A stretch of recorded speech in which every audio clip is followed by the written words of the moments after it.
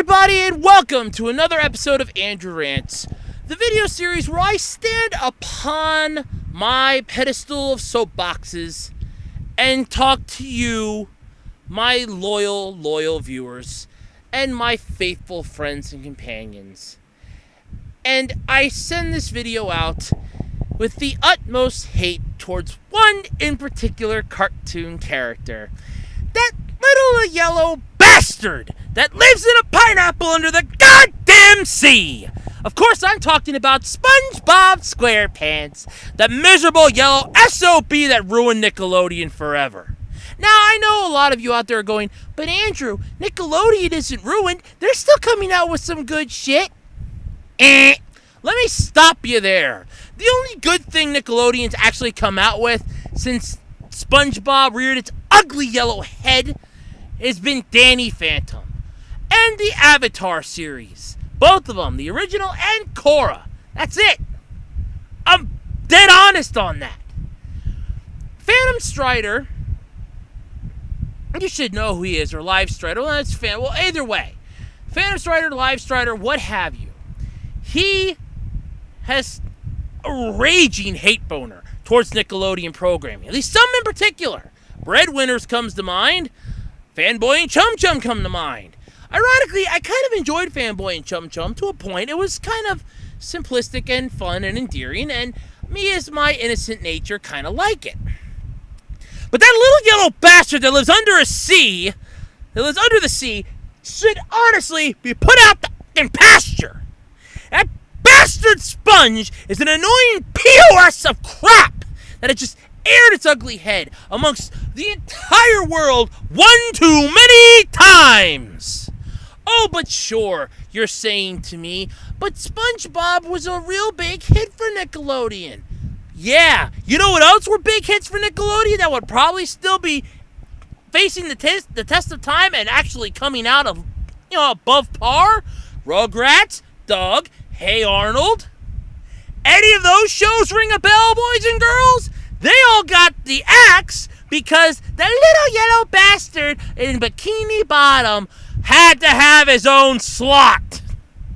Oh, but sure, it's the 90s, and SpongeBob's a big thing. Yeah, he's still going. Okay, sure, I enjoy the one Christmas episode, and I'll quote the Weast thing, and the only reason why I know those is because my two younger cousins, when they were younger, actually watched SpongeBob.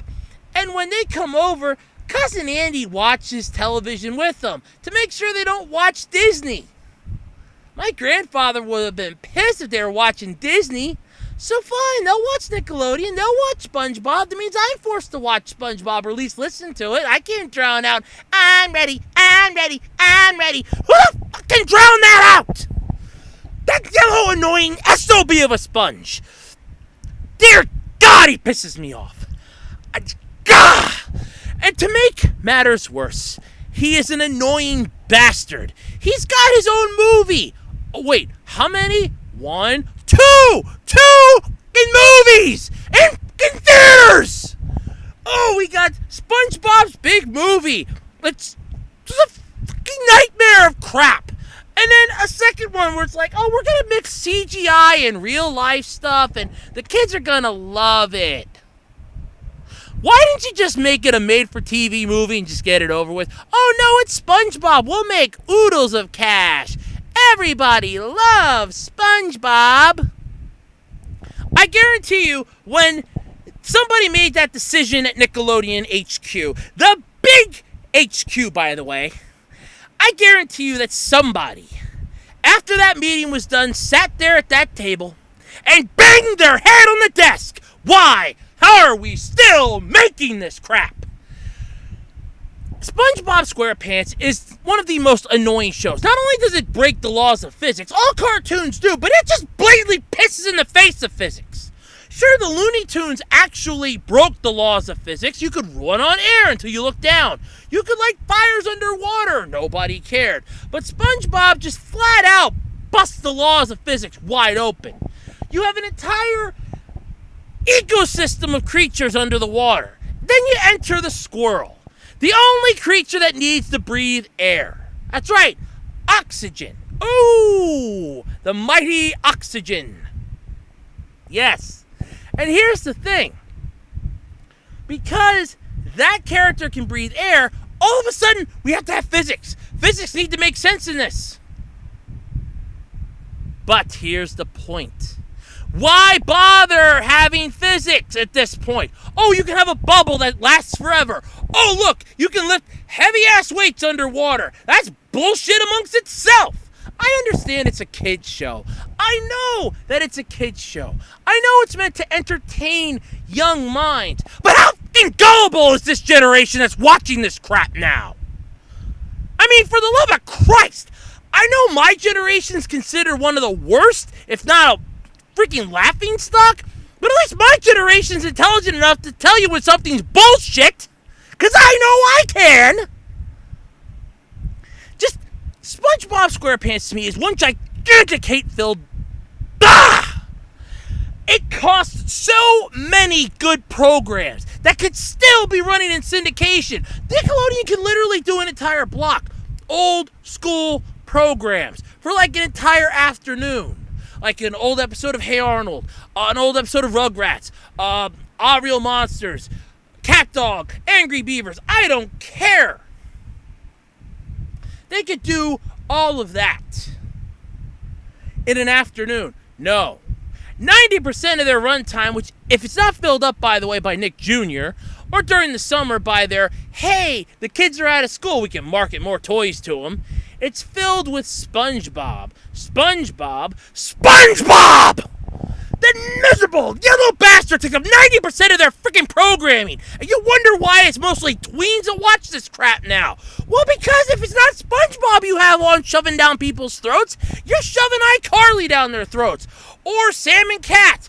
Or Victorious. Or whatever piece of garbage you're living to the barn with. Oh, yeah, Henry Danger. Oh, what was another one? Oh, yeah. Oh, well, Breadwinners got canceled.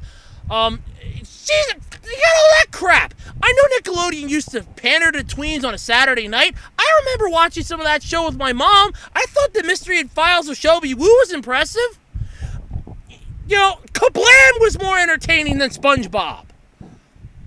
And when your programming during an entire day is 90% SpongeBob, and I mean 90%, the other 10% is split amongst tween programming, which is either iCarly reruns, Victorious reruns, Sam and Cat reruns, or any other teenage adult show you can think of, and then your adult nighttime lineup.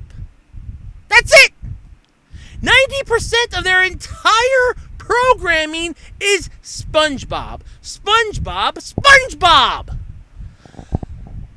Why does this little yellow bastard still exist? I think his time in the sun has long been done. His 15 minutes of fame are long gone. His welcome is sure as hell worn out. But yet he's still around because apparently he sells stuff. Yeah, he's selling kids towards a very dismal future where all you're going to hear them say is, I'm ready, and they're going to be working at fast food restaurants. But don't worry, Arby's is always hiring people. At least I hope they will be in 20 years when SpongeBob's still airing. I know The Simpsons may never age in their show, but for the love of God, SpongeBob's still on the air. What, are they trying to make the longest running kids show or something? They can't beat Sesame Street. But anyway, what are your thoughts? Do you think SpongeBob needs to go out to pasture? Do you think he's fine the way he is? Or do you think I finally lost what's left of my mind and I just have a rage boner for that yellow bastard? Let me know in the comments below. And until next time, I'm Andrew Rhodes, and this has been Andrew Rants. Bye, everybody.